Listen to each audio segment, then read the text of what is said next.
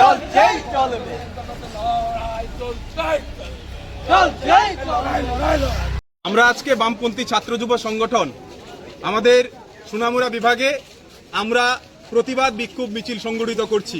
কারণ আমরা জানি যে আমাদের দিল্লিতে কেন্দ্রীয় শিক্ষামন্ত্রীর পদত্যাগের দাবিতে গোটা দেশের রাজপথ যখন আলোড়িত আন্দোলিত, তখন আমাদের নরেন্দ্র মোদী সরকারের সেই পুলিশ সেখানে আমাদের রাষ্ট্রযন্ত্রকে ব্যবহার করে নিরীহ ছাত্রদের উপর, উচ্চ শিক্ষিত ছাত্রদের উপর ব্যাপকভাবে লাঠিচার্জের নাম করে ব্যাপক আক্রমণ সংঘটিত করে।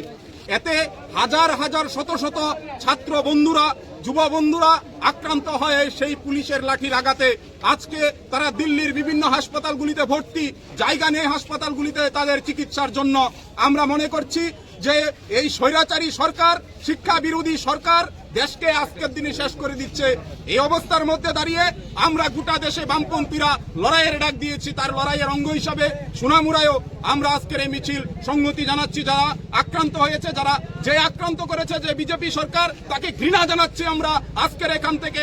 আমরা দাবি করছি অবিলম্বে কেন্দ্রীয় শিক্ষামন্ত্রীর পদত্যাগ ছাড়া গোটা দেশের রাজপথের লড়াই বন্ধ হবে না। নরেন্দ্র মোদীকে, তার স্বরাষ্ট্রমন্ত্রীকে অবিলম্বে পদত্যাগ করতে হবে। কেন ছাত্রদের উপর লাঠিচার্জ করা হলো, তারই প্রতিবাদে আমরা আজকে সোনামুড়ায় রাজপথে ছাত্র যুবরা লড়াইয়ের ডাক দিয়েছি। রাজ্য সরকার এটাকে চক্রান্ত বলে দাবি করছে। রাজ্য সরকার আজকের দিনে যেই রাজ্য সরকার যেখানে বলছে যে চক্রান্ত, রাজ্যের পুলিশের মহানির্দেশক সেখানে অস্বাভাবিক মৃত্যুর কুলে চলে যাচ্ছে।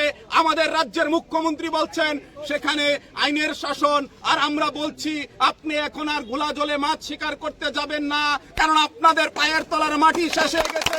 রাজ্যের মানুষ একত্রিত হচ্ছে বিজেপিকে পেছন দিয়ে টেনে ক্ষমতা থেকে নামানোর জন্য। রাজপথের লড়াই জারি রয়েছে গোটা রাজ্যব্যাপী।